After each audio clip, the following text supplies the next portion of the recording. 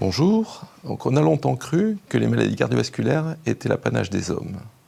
En effet, les femmes font 2 à 3 fois moins d'accidents cardiovasculaires jusqu'à l'âge de 60 ans. Cependant, après 60 ans, le risque des femmes, d'un point de vue cardiovasculaire, rejoint celui des hommes. Et cette constatation a amené à penser que les hormones sexuelles, qui déclinent à partir de la ménopause, étaient responsables, au moins en partie, de cette différence de risque cardiovasculaire.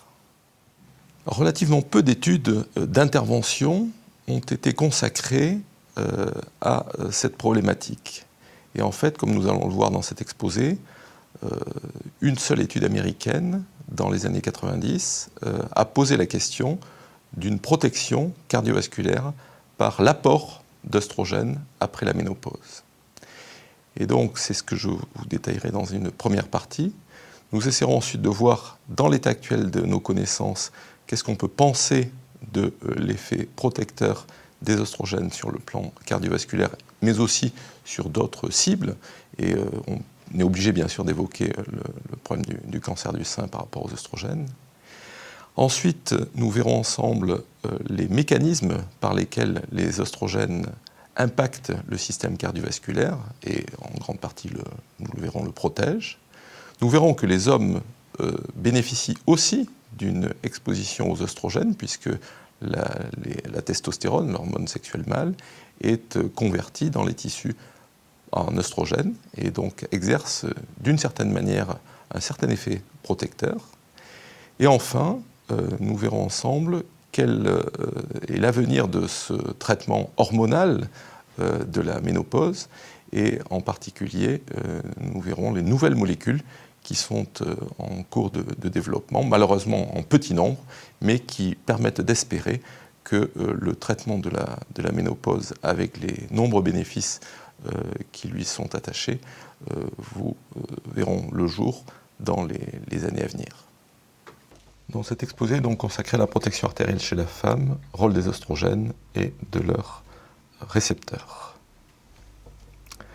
Alors, nous pouvons commencer par un petit quiz. Une patiente de 52 ans vous questionne sur les avantages du traitement hormonal de la ménopause.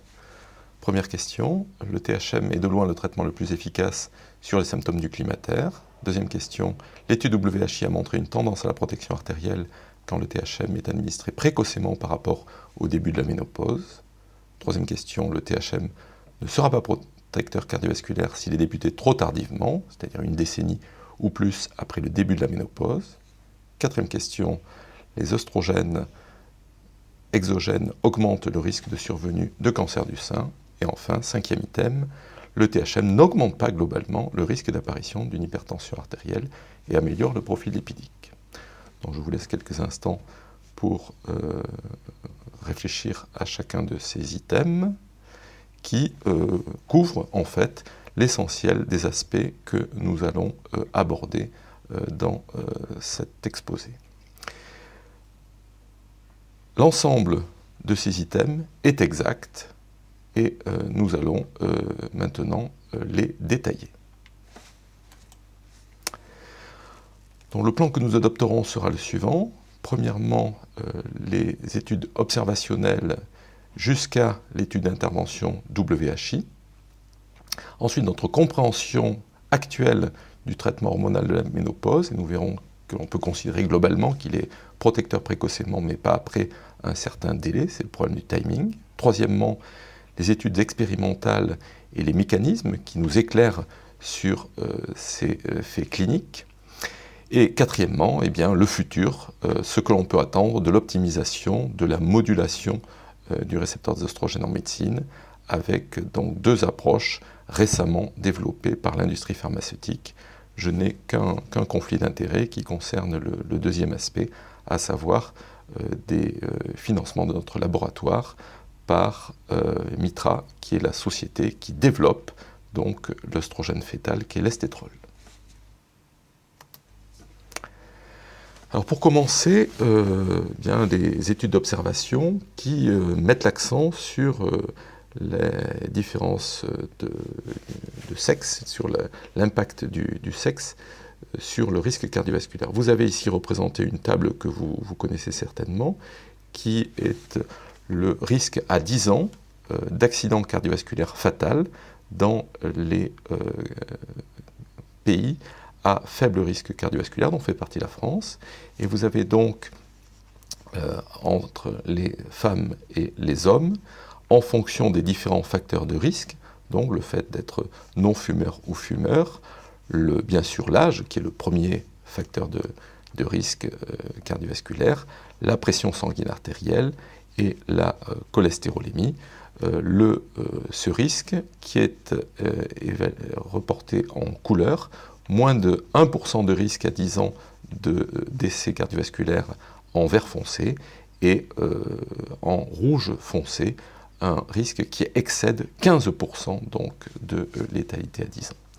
Et ce qui apparaît tout de suite dans ce tableau, c'est la nette protection des femmes ici par rapport aux hommes, jusqu'à l'âge de la ménopause et même dans la première décennie qui suit la ménopause.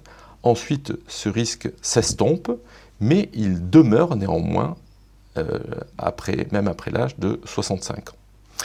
Globalement, avant l'âge de 50 ans, le risque des femmes est 3 fois moindre que celui des hommes, et à l'âge de 70 ans, celui-ci est encore environ 2 fois moindre que celui des hommes, et le risque des femmes rejoint ensuite celui des hommes à partir de l'âge de 70 ans.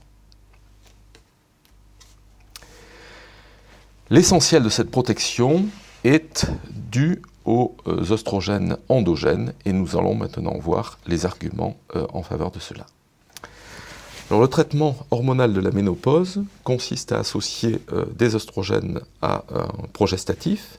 Le progestatif a pour but de antagoniser le surrisque conféré par les oestrogènes au niveau de l'endomètre en termes d'augmentation de risque du cancer de l'endomètre.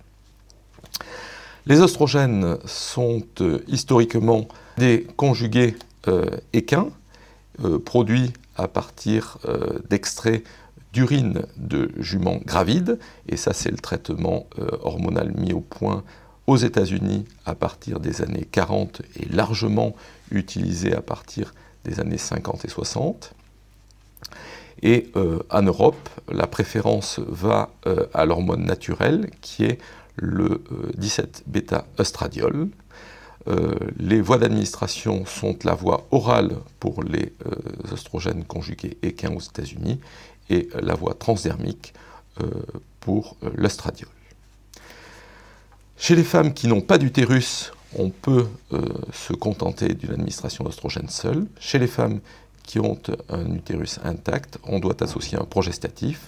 Celui-ci sera préférentiellement des dérivés des noxaparendanes aux États-Unis, et celui-ci et la progestérone micronisée sera l'œstrogène recommandé en Europe. Donc en France, je le répète, œstrogène par voie transdermique et progestérone micronisée, donc des hormones naturelles. Aux États-Unis, des œstrogènes équins, et la tradition fait que ce traitement a perduré jusqu'à aujourd'hui, et la préférence à ce traitement a perduré jusqu'à aujourd'hui, et un progestatif dérivé des norpagnanes. Donc les études d'observation ont permis de constater sur le risque d'événements coronaires, ici, comme je l'ai dit en introduction, un moindre risque des femmes par rapport aux hommes jusqu'à l'âge de la ménopause, ici, de façon très nette, c'est-à-dire en moyenne l'âge de la ménopause 51 ans. Et ensuite, aux États-Unis, une étude portant sur les infirmières américaines a rapporté que les infirmières qui prenaient un traitement hormonal avaient environ 2 fois moins de risque de faire un accident coronaire que celles qui ne prenaient pas de traitement. Et donc l'ensemble de ces données suggère plus exactement, que les oestrogènes endogènes sont protecteurs des femmes avant la ménopause et qu'on peut prolonger cette protection avec des oestrogènes exogènes à partir de la ménopause par donc le traitement hormonal que l'on appelle traditionnellement substitutif mais qu'on appelle plutôt maintenant le traitement hormonal de la ménopause, THM. Néanmoins, ces études sont des études d'observation et le niveau de preuve donc n'est pas satisfaisant. C'est la raison pour laquelle les Américains ont réalisé une grande étude d'intervention dans les années 90, la Women Health Initiative, qui a enrôlé environ 16 000 patientes et qui a porté sur des femmes non pas juste qui venaient juste de faire leur ménopause, mais qui avaient 12 ans de ménopause en moyenne. Et donc cette étude s'est faite contre un placebo, et le résultat a été le suivant. Donc, ça a été un coup de tonnerre dans le domaine de la ménopause, puisque l'association œstroprogestative a été montrée comme non pas protégeant du risque coronaire, mais augmentant ce risque coronaire, d'une part, publié en 2002. Donc ça, c'est le bras des femmes qui avaient leur utérus, et chez qui on est donc obligé d'associer œstroprogestatif. Et puis chez les femmes qui étaient hystérectomisées, chez qui on peut donner un oestrogène seul, ça a été publié 2 ans plus tard, on n'a pas de surrisque, mais on n'a pas non plus de protection cardiovasculaire si on prend donc l'ensemble des femmes inclus dans cette étude. Donc en 2002, la publication de la Women Health Initiative a discrédité de façon importante le traitement hormonal de la ménopause, puisque non seulement ce traitement ne permettait pas de protéger les femmes des accidents cardiovasculaires, mais en plus, il confirmait l'augmentation de risque du cancer du sein. Néanmoins, dans les années qui ont suivi, comme nous allons le voir, une réanalyse en fait par sous-groupe, en particulier en fonction de l'âge des patientes et plus spécifiquement de la date d'instauration du traitement de la ménopause, va amener à reconsidérer l'image négative des oestrogènes et de leur impact sur le risque coronaire.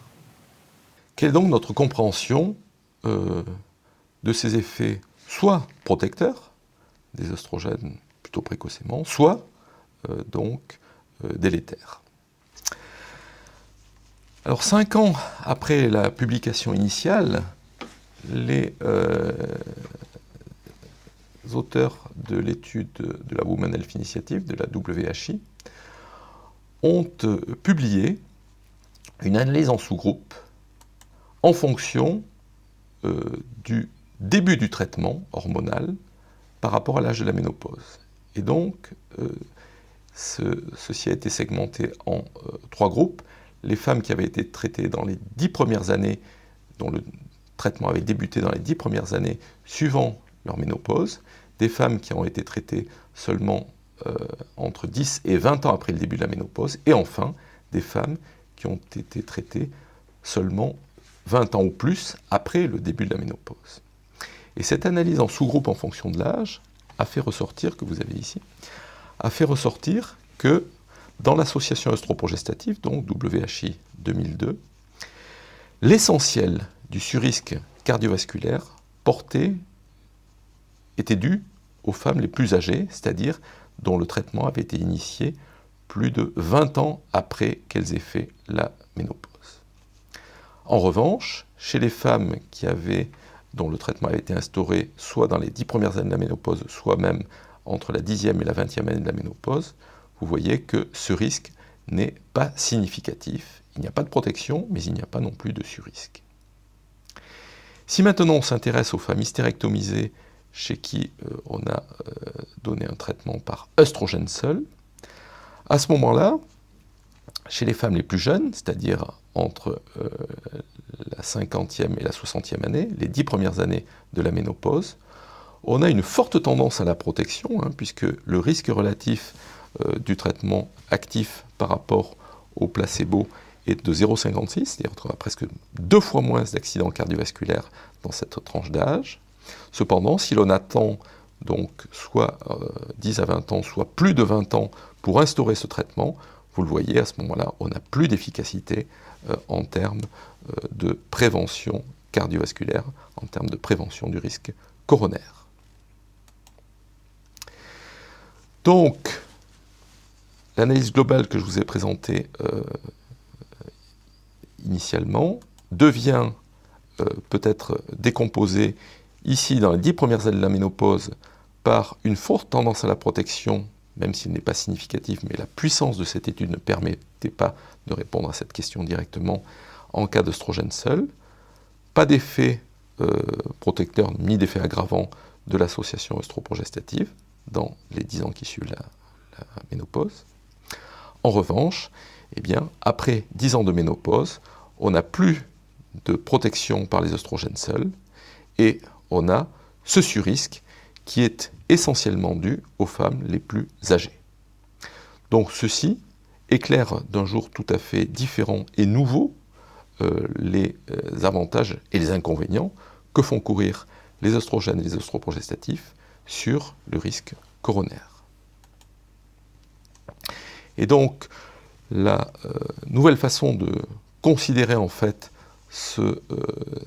les facteurs de risque en fonction maintenant du statut œstrogénique, il est clair que pendant la vie reproductive, les œstrogènes endogènes sont protecteurs et de très nombreux arguments sont en faveur de ça. En particulier, par exemple, le fait de faire une ménopause précoce augmente le risque cardiovasculaire puisqu'il prive ces femmes d'une protection œstrogénique endogène. Et c'est la raison pour laquelle ces femmes seront actuellement systématiquement substituées par un traitement hormonal. Après la ménopause, donc, d'après cette étude WHI 2004, on a une protection dans les 10 premières années. Si on commence le traitement plus tard, on n'a pas de bénéfice, mais pas de surrisque par rapport au placebo. On ne sait pas ce qu'il adviendrait d'une prolongation du traitement œstrogénique chez ces femmes. Donc, cette question va rester en suspens pendant encore assez longtemps, puisqu'il n'y a plus d'études en cours. En revanche, l'association œstroprogestative utilisée aux États-Unis est délétère, très clairement délétère, avec un risque relatif de 1,7, c'est-à-dire l'augmentation de 70% des événements coronaires chez les femmes de 70 ans et plus, mais l'instauration d'un traitement à 70 ans est quelque chose qui n'est quasiment jamais fait, puisque ce traitement est le plus souvent débuté chez les femmes qui, à la ménopause, ont des symptômes du climatéraire. Et, chose rassurante, dans les 10 premières années qui suivent la ménopause, l'association donc œstroprogestative, même je dirais la pire, associant l'acétate de médroxyprogestérone et des œstrogènes par voie orale, eh bien, ne confère pas de surrisque coronaire donc dans ces 10 premières années suivant la ménopause.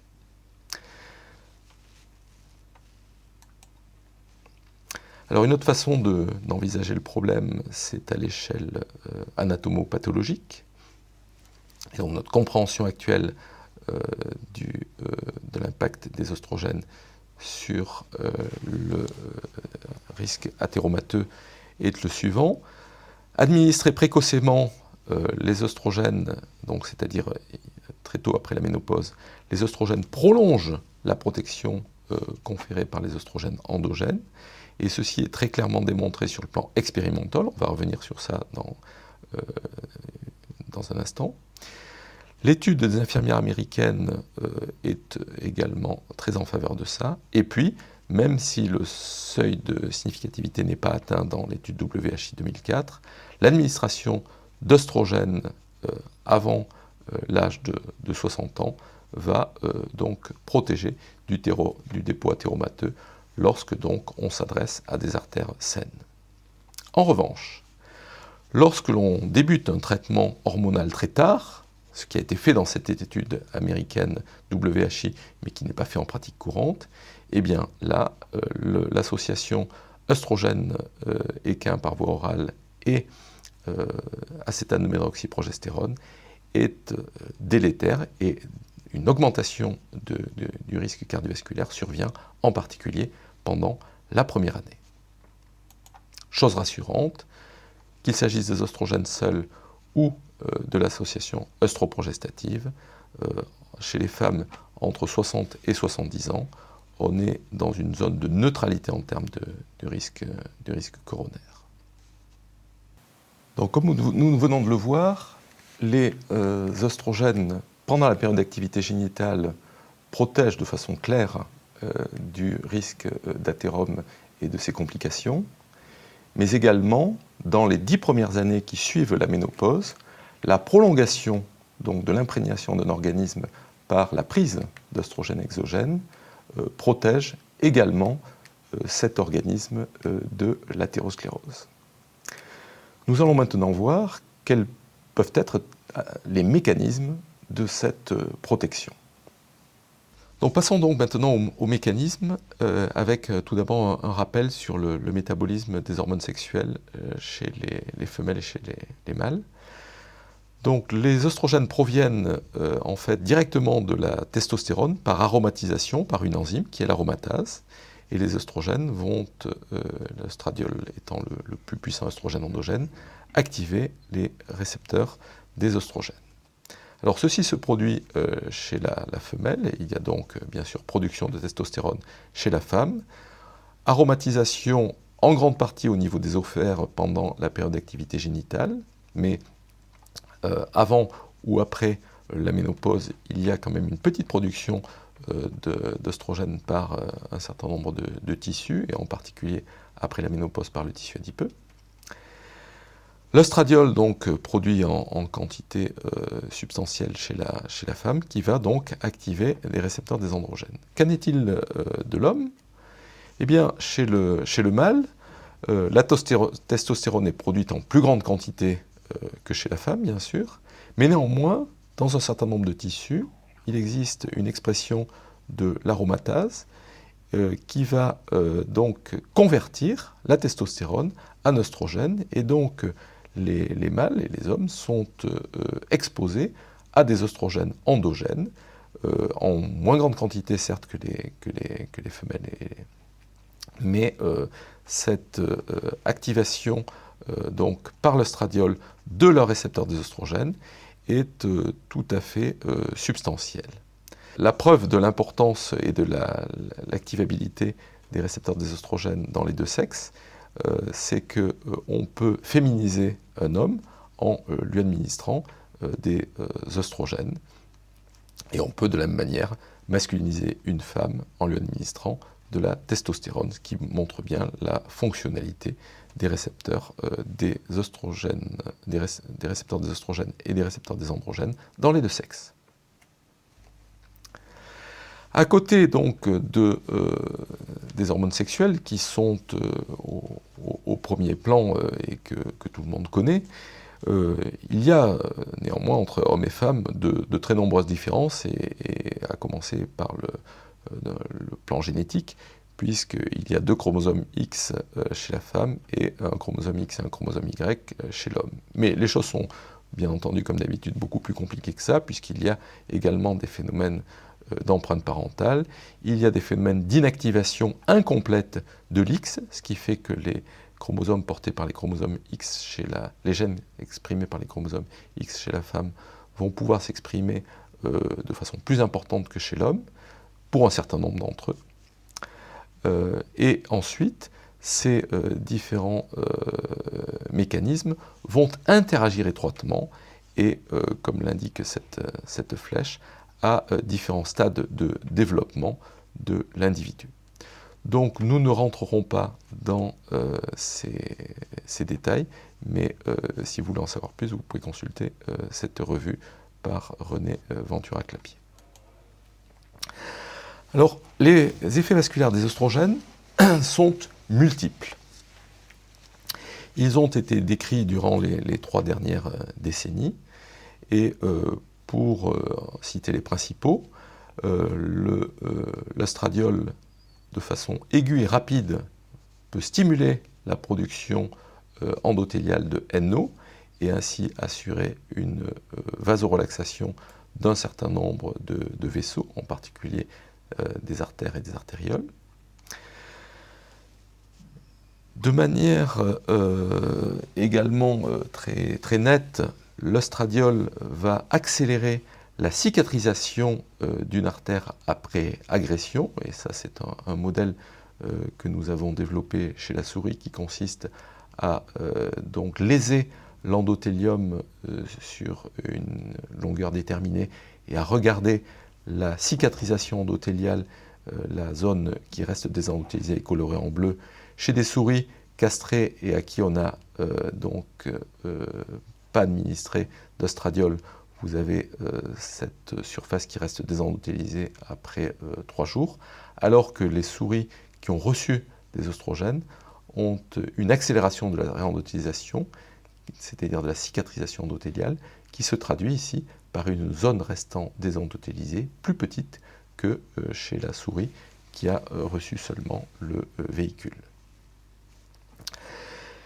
Les effets d'hétéroprotection des oestrogènes sont tout à fait nets, et vous en avez ici une illustration, donc des souris à nouveau castrées pour supprimer les oestrogènes endogènes et qui vont très rapidement développer des lésions d'athérome ici à toutes les zones de bifurcation, ainsi qu'au niveau du sinus aortique, donc à la racine de l'aorte, où l'endothélium est particulièrement dysfonctionnel.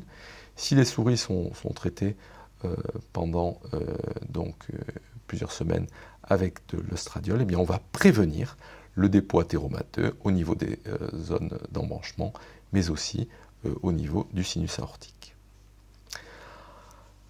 Les oestrogènes sont capables de prévenir l'hyperplasie néo-intimale après une agression endovasculaire, ici au niveau de l'artère fémorale.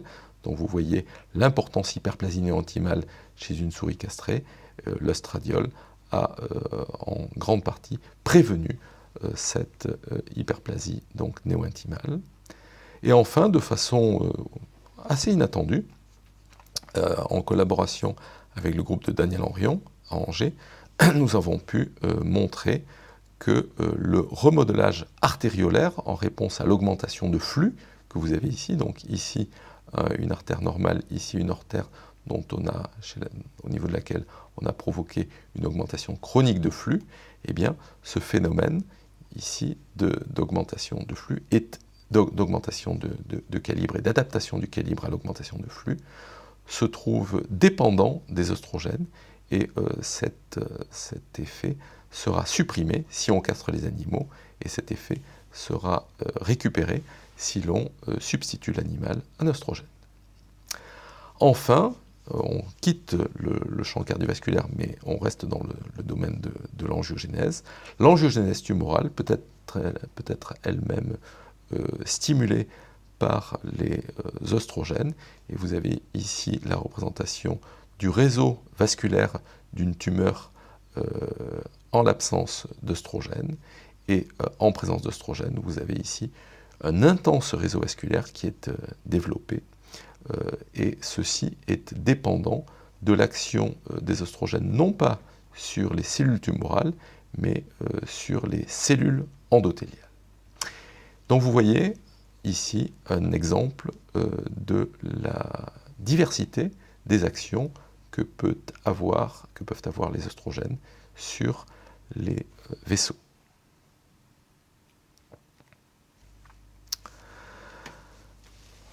Alors nous allons maintenant nous intéresser plus particulièrement à l'effet des oestrogènes exogènes et endogènes sur l'athérome, qui est la principale cause bien sûr de la maladie coronaire. Les oestrogènes préviennent l'athérome précoce dans tous les modèles animaux hypercholestérolémiques. Donc de la souris, comme c'est illustré à nouveau par cette image, au lapin, au cochon et au singe. Par quel mécanisme les oestrogènes préviennent-ils l'athérome? Alors les oestrogènes sont connus pour diminuer les taux de LDL cholestérol, mais ils ont également une action directe au niveau des cellules de la paroi artérielle. Cela avait pu initialement être démontré chez le lapin, chez lesquels il est connu comme chez l'homme que les oestrogènes diminuent la cholestérolémie, et on peut évaluer donc si chez ces animaux, quand on maintient le cholestérol au même niveau dans les groupes placebo et oestradiol, on a toujours une protection, et le résultat a été que chez les animaux à même niveau de cholestérolémie, l'oestradiol prévient toujours l'athérome. Ceci témoignant d'un effet direct, protecteur des oestrogènes au niveau de la paroi artérielle. Donc cela a pu être montré initialement chez le lapin, mais bien entendu, seule la souris permet la dissection des mécanismes moléculaires de ceux-ci. Avant de les envisager, ces modèles expérimentaux ont aussi permis de confirmer le problème de l'effet timing posé par les oestrogènes grâce à l'expérience suivante. Donc, lorsque chez des singes, on donc réalise une ménopause artificielle chirurgicale par ovarectomie et qu'on expose ensuite ces animaux à un régime athérogène, l'administration d'œstrogènes va prévenir de façon très spectaculaire le dépôt athéromateux au niveau des artères coronaires. En revanche, si, comme dans l'étude WHI, donc après la ménopause chirurgicale chez ces animaux, on expose ces animaux à un régime athérogène et on attend une période, un délai équivalent à 6 ans de ménopause, post-ménopause chez la femme, et que l'on débute le traitement donc avec retard, le traitement œstrogénique avec retard, et bien dans ce cas-là, on n'a plus aucune protection donc cardiovasculaire par les oestrogènes. Ce résultat fort intéressant est obtenu avant même la publication de l'étude WHI, démontre les limites donc du design de l'étude WHI, qui a inclus des femmes qui avaient en moyenne 12 ans, qui étaient en moyenne 12 ans après leur ménopause, et ceci explique en grande partie la négativité de la Women Health Initiative, qui donc a inclus des patientes trop tard. En revanche, comme nous l'avions vu, les patientes qui avaient été traitées précocement étaient protégées, ou en tout cas là, il y avait une forte tendance à la protection cardiovasculaire des femmes qui avaient été incluses précocement, donc dans les années qui suivaient la ménopause, et qui avaient donc reçu des oestrogènes. Alors, les souris donc permettent d'explorer les mécanismes plus avant, et en particulier permettent d'inactiver sélectivement le récepteur des oestrogènes au niveau de tel ou tel type cellulaire. Et c'est ce type d'expérience qui a permis de montrer le rôle clé de l'endothélium. En effet, chez des souris simplement hypercholestérolémiques, on a une nette protection ici du dépôt athéromateux à la racine de l'aorte par les oestrogènes par rapport aux souris recevant le placebo. En revanche, si grâce au système Crelox, on inactive sélectivement le récepteur des oestrogènes au niveau de l'endothélium, eh bien, nous avons pu montrer il y a quelques années que dans ce cas-là, on perdait complètement la protection donc, conférée par les oestrogènes vis-à-vis de l'athérome, démontrant le rôle clé de l'endothélium dans l'effet athéroprotecteur des oestrogènes. Un certain nombre de groupes se sont penchés depuis pas mal d'années sur les mécanismes des oestrogènes au niveau de l'endothélium et ont été décrits donc successivement et de façon non exhaustive, comme je l'ai indiqué précédemment, une augmentation de la production de monoxyde d'azote, mais aussi de prostacycline par l'endothélium, une diminution du stress oxydant par les oestrogènes, en particulier par diminution de la production d'anions superoxydes, une prévention de l'activation endothéliale, et en particulier d'un certain nombre de molécules d'adhésion, qui fait que l'endothélium va moins recruter donc, de cellules du système immuno-inflammatoire pour donc, donner naissance à des lésions d'athérome. Et enfin, une prévention de l'apoptose, c'est-à-dire de la mort cellulaire programmée par les oestrogènes.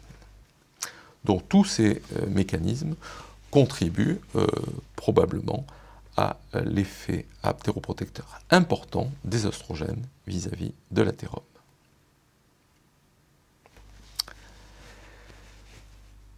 Mais l'effet des oestrogènes ne se limite pas à leur effet endothélial et le système immunitaire est aussi la cible des oestrogènes. Ceci est d'un point de vue médical bien connu puisque les femmes ont globalement une immunité plus forte vis-à-vis des pathogènes et se défendent mieux d'un certain nombre d'infections, témoignant d'une plus grande vigueur de leur système immunitaire. Elles ont une réponse vaccinale meilleure que les hommes et c'est le prix à payer à cette immunité, elles font davantage de maladies auto-immunes. Cet excès de maladies auto-immunes chez les femmes est en grande partie dû aux œstrogènes, puisqu'il y a une plus grande incidence de lupus érythémateux disséminé, de myasthénie, de polyarthrite rhumatoïde ou encore de sclérose en plaques chez les femmes, et les œstrogènes, dans les modèles expérimentaux de ces différentes pathologies, accentue donc la maladie. En revanche, ces mêmes œstrogènes, plus vraisemblablement d'autres, au cours de la grossesse, peuvent avoir des effets protecteurs. En effet, les œstrogènes de la grossesse, donc l'œstradiol dont la concentration augmente de façon importante au cours de la grossesse, et puis d'autres œstrogènes de la grossesse comme l'estradiol ou l'estriol ou l'estétrol, vont protéger les femmes pendant la période de la grossesse des poussées de sclérose en plaques ou encore des poussées de polyarthrite rhumatoïde. Et dans des modèles expérimentaux, en particulier de sclérose en plaques, mais aussi de polyarthrite rhumatoïde, des fortes doses d'œstrogènes peuvent protéger donc de la maladie. Ceci attire tout de suite l'attention et témoigne de la complexité donc de l'action des œstrogènes et du caractère non linéaire de leur action, puisque au taux relativement modéré donc du cycle œstral, les œstrogènes peuvent être aggravants vis-à-vis de ces maladies, et ces mêmes œstrogènes, mais à doses plus élevées, peuvent devenir protecteurs. Alors les cibles des œstrogènes sont donc les récepteurs. Donc ce sont des récepteurs qui ont une structure très classique avec un domaine de liaison à l'ADN et un domaine de liaison à l'hormone et des fonctions de transactivation AF1, AF2 qui, lorsqu'elles sont activées, vont recruter des coactivateurs et in fine recruter la RNA polymérase 2 qui va donc induire la transcription des gènes cibles. Il y a en fait non pas un mais deux récepteurs des œstrogènes, le récepteur d'œstrogène alpha et le récepteur d'œstrogène bêta. Et jusqu'aux années 2002-2010, les rôles respectifs de ces différents isoformes de récepteurs des œstrogènes est resté assez peu clair, en particulier au niveau de leurs effets vasculaires, mais ceci a été dû à un défaut de construction donc des souris KO pour le récepteur d'œstrogène alpha. En effet, les premiers modèles de souris KO pour le récepteur d'œstrogène alpha avaient une fuite qui entraînait l'expression d'un récepteur chimérique et tronqué qui suffisait à relayer les effets des œstrogènes au niveau vasculaire. Et donc, si vous voulez en savoir plus, nous avons récemment fait une revue dans Physiological Reviews où tout ceci est expliqué et où en particulier les défauts initiaux du chaos du récepteur des œstrogènes sont détaillés. Le récepteur des œstrogènes se caractérise donc par un domaine de liaison à l'ADN et un domaine de liaison à l'hormone. Ici, donc, le ligand va aller dans la poche hydrophobe, ce qui va entraîner un remodelage et une compaction du récepteur des œstrogènes, une activation de ce récepteur ici qui va donc recruter des coactivateurs et donc enclencher la transcription. Ce qu'il faut bien voir, c'est que ces différents domaines sont tout ceci est dynamique et que ces différents domaines interagissent les uns avec les autres, et c'est ce qui est actuellement en train d'être décrit. Donc c'est cette extraordinaire dynamique qu'il existe au niveau des différents domaines des récepteurs des stéroïdes en général et du récepteur des oestrogènes en particulier. Pour notre part, ces dernières années, grâce à une collaboration ancienne avec l'équipe du professeur Chambon à Strasbourg, nous avons pu développer et étudier un certain nombre de modèles de souris qui sont mutés sur différentes sous-fonctions, et pour ne parler que des principales, nous avons muté ici le domaine responsable de l'activation de la fonction F2 et donc pu générer des récepteurs qui sont inactifs sur le plan nucléaire et donc qui ont perdu leur fonction nucléaire. Mais à côté de cette fonction bien connue nucléaire transcriptionnelle du récepteur des oestrogènes, il existe une fonction dite membranaire de ce récepteur, vraisemblablement au niveau de la membrane plasmique, dont l'activation va entraîner l'activation en cascade d'un certain nombre de kinases, en particulier la PI3 kinase ou les MEP kinases. Et cette signalisation peut être empêchée par la mutation d'un acide aminé unique, la cystéine 451, qui, lorsqu'elle est mutée en alanine, ne permet plus donc la palmitoylation du récepteur, c'est-à-dire la lipidation qui permet l'adressage de ce récepteur à la membrane, et nous avons ainsi pu obtenir des souris qui sont déficientes en récepteurs membranaires pour les oestrogènes. Alors à côté de cette approche génétique, donc où on peut inactiver sélectivement soit les fonctions nucléaires, soit les fonctions membranaires du récepteur, des collaborations en particulier avec John Katzenbogen aux États-Unis nous a permis d'accéder à des ligands qui sont capables d'activer sélectivement le récepteur des oestrogènes à la membrane, alors que l'œstradiol active à la fois le récepteur membranaire et le récepteur nucléaire. Et puis, comme nous allons le voir, l'estétrol, un œstrogène naturel, est, lui, capable d'activer seulement le récepteur nucléaire, mais pas le récepteur membranaire. Et donc, l'ensemble de ces outils nous a permis de progresser dans la compréhension des rôles respectifs des récepteurs nucléaires et des récepteurs membranaires. Et pour faire une histoire courte d'un travail qui nous a pris plus d'une dizaine d'années, on peut résumer la souris donc, qui est déficiente en récepteur membranaire par mutation de son site de palmitoylation de la manière suivante. Ces souris ont un utérus tout à fait normal et qui répond parfaitement aux oestrogènes, alors que ces souris ne répondent plus aux oestrogènes en termes de réendotélisation. Ces souris ont perdu donc la capacité d'accélérer la vitesse de réendotélisation en réponse à l'œstradiol ou encore d'augmenter la production endothéliale de NO en réponse à l'œstradiol. En revanche, des souris dont le récepteur nucléaire est inactivé, mais pour lequel le récepteur membranaire demeure activable, eh bien, nous constatons une abolition de l'effet des oestrogènes au niveau de l'utérus, qui demeure atrophique malgré l'administration d'œstradiol. En revanche, ces souris répondent parfaitement à l'œstradiol en termes d'accélération de la réendotélisation, comme vous pouvez le voir ici, et même un composé qui active sélectivement le récepteur membranaire est lui aussi capable d'activer donc ce récepteur membranaire ici et d'accélérer la réendotélisation. Et donc au total, on peut dire que en fonction des tissus, on a des rôles sélectifs des récepteurs nucléaires et membranaires, et que les récepteurs nucléaires sont absolument nécessaires à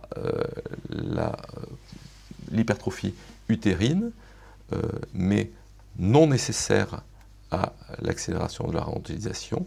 En revanche, le récepteur membranaire n'est pas du tout nécessaire pour l'action utérine des oestrogènes et est en revanche nécessaire pour l'effet des oestrogènes sur la réendotélisation. Et donc on peut voir une espèce de ségrégation en fait de l'action des récepteurs respectivement nucléaires et membranaires, donc dans ces différentes actions des oestrogènes, avec la possibilité dans certains autres tissus d'interaction, mais ceci nous amènerait trop loin. Et donc pour plus de renseignements, je vous renvoie également à cette revue. Donc après ce résumé concernant les mécanismes d'action des oestrogènes, qui ne sont donc pas seulement des récepteurs nucléaires et des facteurs de transcription, mais qui agissent de manière beaucoup plus complexe, en particulier donc en dehors du noyau, et ceci en particulier au niveau de l'endothélium. Nous allons maintenant voir comment l'industrie pharmaceutique a développé ces dernières années 2 types de traitements qui ambitionnent de faire mieux que les oestrogènes traditionnels. Le premier consistant à une association entre un oestrogène et un anti-oestrogène, ce qui n'est pas tout à fait intuitif a priori, mais nous allons voir quel est le rationnel de cette association. Et puis deuxièmement, un oestrogène que l'on peut qualifier de bio, puisque c'est un oestrogène naturel qui est produit normalement par le foie du fœtus et qui pourrait avoir des avantages par rapport aux oestrogènes traditionnels. Bien, nous allons voir dans cette dernière partie dans quelle mesure on peut espérer optimiser la modulation du récepteur des oestrogènes en médecine. Et donc 2 approches ont été tentées ces dernières années, l'étisec d'une part et l'estétrol d'autre part. Alors nous allons maintenant élargir notre propos aux nombreux effets qu'ont les oestrogènes et d'une manière plus générale le traitement hormonal, puisque la première motivation d'un traitement hormonal de la ménopause, ce sont les symptômes du climatério et le traitement des bouffées de chaleur en particulier. Donc tous les traitements dont on dispose actuellement, qu'il s'agisse de l'association estradiol-progestérone en Europe ou de l'association œstrogène-équin acétaldéméthoxyprogestérone chez les femmes donc non hystérectomisées ou œstrogène seul chez les femmes hystérectomisées donc aux États-Unis. Ça, bien entendu, ces différentes approches sont très efficaces et sont les plus efficaces que l'on connaisse actuellement pour traiter les symptômes du climatério. En termes de prévention du risque coronaire, nous avons vu que l'on pouvait conclure à une neutralité de l'association œstroprogestative et une forte tendance à la protection des œstrogènes seuls. En revanche, il n'y a pas eu d'études randomisées pour les œstrogènes en Europe, pour l'estradiol en Europe, mais tous les essais, tous les travaux expérimentaux convergent en faveur d'une protection vis-à-vis de l'athérome. Donc on peut raisonnablement penser que l'estradiol a induit la même protection que les œstrogènes équins aux États-Unis. Une des bonnes surprises, mais qui est passée totalement inaperçue de la Women Health Initiative, a été la prévention du diabète de type 2, qui est conférée aussi bien par les œstrogènes seuls que par l'association œstroprogestative, et qui sera probablement le cas des œstrogènes naturels qu'est l'estradiol. Pour ce qui est de l'ostéoporose, tous ces traitements protègent de façon remarquable, et il faut avoir présent à l'esprit que les œstrogènes sont le meilleur protecteur de l'os que l'on connaisse à ce jour, et une des grandes indications actuellement du traitement hormonal. Passons aux inconvénients. Très clairement, l'association œstroprogestative ou les œstrogènes seuls augmente dans les essais américains le risque thromboembolique veineux, mais aussi le risque d'accident vasculaire cérébral. Ceci est le fait des œstrogènes par voie orale. C'est, comme l'a montré Pierre-Yves Scarabin, également le cas des œstrogènes administrés par voie orale, mais la voie transdermique n'expose pas à ce surrisque thrombotique, et c'est la raison pour laquelle, en Europe et en particulier en France, cette voie transdermique est préférée à la voie orale. Enfin, l'étude américaine WHI avait confirmé l'augmentation de risque de cancer du sein par l'association œstroprogestative. Et une des surprises, non des moindres, qu'avait réservé cette étude, c'était l'absence totale d'augmentation de risque de cancer du sein par les œstrogènes seuls, par les œstrogènes et qu'un seul. Donc, à partir de là, que penser de l'œstradiol? C'est difficile de faire des extrapolations, et la prudence et un certain nombre d'autres arguments que je n'ai pas le temps de détailler sont cependant en faveur d'une augmentation du risque de cancer du sein par les œstrogènes ou par l'association œstrogène-progestérone. Mais l'importance de cette augmentation reste à déterminer. En effet, pour prévenir la rechute d'un cancer du sein lorsque celui-ci exprimait le récepteur d'œstrogène, ce qui est le cas de la majorité des cancers du sein, eh bien, on fait appel au tamoxifène, qui est un anti-œstrogène. Donc, le tamoxifène s'est imposé avec les inhibiteurs d'aromatase, mais bien mieux toléré que les inhibiteurs d'aromatase, comme le traitement de choix du cancer du sein, de la récidive de cancer du sein. En revanche, et c'est l'inconvénient principal de cette molécule, le tamoxifène n'a pas d'effet sur les symptômes du climatéraire, et même il provoque chez une femme en période d'activité génitale les symptômes du climatéraire, ce qui limite à sa tolérance. En revanche, on peut escompter que le tamoxifène ait des effets bénéfiques et se comporte comme un agoniste en fait sur un certain nombre de tissus, comme l'artère coronaire, comme les artères en général, comme le risque de diabète de type 2 et comme l'ostéoporose. Et donc, on voit ici que le tamoxifène n'est pas seulement un antagoniste du récepteur des œstrogènes, qui manifeste ses propriétés au niveau du cancer du sein, mais se comporte comme un agoniste dans un certain nombre de tissus. Donc, c'est ce qu'on appelle un SERM, un Selective Estrogen Receptor Modulateur, un modulateur sélectif du récepteur des œstrogènes qui peut se comporter soit comme un agoniste, soit comme un antagoniste du récepteur des œstrogènes en fonction des tissus. Donc à partir des études américaines montrant le problème que pose l'acétate-médroxyprogestérone, qui augmente donc le risque de cancer du sein et qui fait perdre tout bénéfice ici, voire augmente le risque d'accident coronaire chez les patients les plus âgés. Les laboratoires Pfizer ont eu l'idée d'associer en fait œstrogène et anti-œstrogène. Alors œstrogène parce que le profil est bien meilleur, en particulier en termes de cancer du sein, ici, et anti-œstrogène pour éviter d'avoir à associer un progestatif, mais pas n'importe quel anti-œstrogène, en fait le basédoxifène, qui a la particularité d'entraîner la dégradation du récepteur des œstrogènes au niveau des cibles sexuelles, c'est-à-dire à la fois au niveau de la glande mammaire et de l'utérus. Donc, cette association, à condition que le dosage soit optimal, permet de conserver un bénéfice sur les bouffées de chaleur, permet de conserver un bénéfice osseux, permettrait vraisemblablement, d'après les études expérimentales, de conserver un bénéfice artériel et un bénéfice en termes de métabolique, en termes de prévention du diabète de type 2.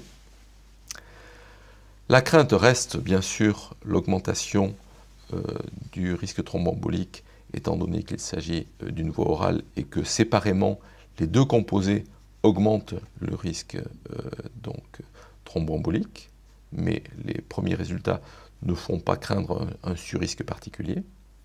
Et puis en termes de cancer du sein, comme il y a une totale neutralité des oestrogènes seuls, et comme le benzédoxyphène, comme la plupart des SERM, prévient le cancer du sein, eh bien, l'association, donc efficace sur les bouffées de chaleur, permettrait, au conditionnel, permettrait de prévenir le cancer du sein, ou en tout cas, pourrait être neutre vis-à-vis du cancer du sein. Et donc ce traitement hormonal donc de la ménopause aurait pratiquement que des avantages, ou en tout cas pas l'inconvénient sur le cancer du sein, et le seul inconvénient demeurerait le risque, l'augmentation du risque thromboembolique. Donc ce traitement est actuellement commercialisé aux États-Unis, mais sa commercialisation en Europe a été, en particulier en France, a été contrariée par la voie orale, puisque l'idée que les oestrogènes doivent être administrés par voie transdermique et donc par voie orale pour prévenir le risque thromboembolique s'est largement imposée en France, et ce qui devrait donc limiter son utilisation dans notre pays, bien que les agences européennes en aient accepté la commercialisation. Nous verrons d'ici quelques années les résultats grâce à des études de pharmacovigilance, qu'est-ce que l'on peut attendre donc, de ce traitement qui s'appelle le Duave aux États-Unis, et si le risque thromboembolique n'est pas supérieur à celui des molécules isolées. Je terminerai par l'estétrol, qui est un nouvel oestrogène naturel. En fait, il est nouveau dans son développement, mais ancien parce que c'est, comme l'œstriol, un oestrogène de la grossesse qui a la structure de l'œstradiol, ici vous avez la structure de l'œstradiol avec deux groupes hydroxyles qui sont caractéristiques de la structure des oestrogènes, et l'estétrol, comme son nom l'indique, a 2 OH supplémentaires, a donc 4 OH, ici en position 15 et 16. Il s'agit d'un oestrogène naturel qui est produit seulement par le fœtus des primates au cours de la grossesse. On ignore totalement son rôle au cours de la grossesse. Il circule à des concentrations relativement élevées, de l'ordre de 30 nanomolaires en fin de grossesse, et il a une autre particularité qui est une demi-vie très, très longue, de 30 heures, chez la femme, très différent de la demi-heure ou l'heure de l'œstradiol. Alors cet oestrogène a comme particularité, comme vous le voyez ici, d'activer un peu de la même manière que l'œstradiol le récepteur nucléaire, mais de ne pas activer le récepteur membranaire. Alors ceci peut être considéré comme un inconvénient parce que, comme nous venons de le résumer dans un article publié cette année, l'activation du récepteur membranaire entraîne une augmentation de la production endothéliale de NO et une accélération de la migration. Et donc l'estétrol n'a pas ces effets qui peuvent être considérés comme des effets, bien entendu, protecteurs vasculaires. En revanche, nous venons de montrer, grâce à la combinaison des modèles de souris transgéniques que je vous ai exposés précédemment et grâce donc à l'étude directement de l'effet de l'estétrol dans un certain nombre de modèles d'hypertension, d'athérome et d'hyperplasie de la néoantima ou encore de remodelage des artérioles, que c'était en fait le récepteur nucléaire et non pas le récepteur membranaire qui était responsable de tous ces effets protecteurs. Et donc l'estétrol partage l'essentiel des effets vasculoprotecteurs de l'œstradiol, à l'exception de ces deux-là. Partant de là, l'estétrol a un autre avantage majeur qui est sur le risque veineux thromboembolique. En effet, on considère que les principaux mécanismes du risque thromboembolique sont bien sûr la stase, mais également les facteurs de la coagulation, ici, produit par le foie, et c'est par voie orale l'œstradiol qui, en augmentant par effet de premier passage hépatique les facteurs de la coagulation, qui favorise donc la coagulation et augmente le risque thromboembolique en cas d'utilisation d'œstrogène par voie orale. D'autres acteurs existent dont on ne connaît pas bien l'effet, sur lesquels on ne connaît pas bien l'effet des œstrogènes, au niveau des neutrophiles, des microparticules ou encore des monocytes qui vont participer avec les plaquettes au phénomène de coagulation et au phénomène de thrombose veineuse. Nous avons cependant montré que les œstrogènes avaient des effets bénéfiques chez la souris sur ces différents acteurs donc hématopoïétiques.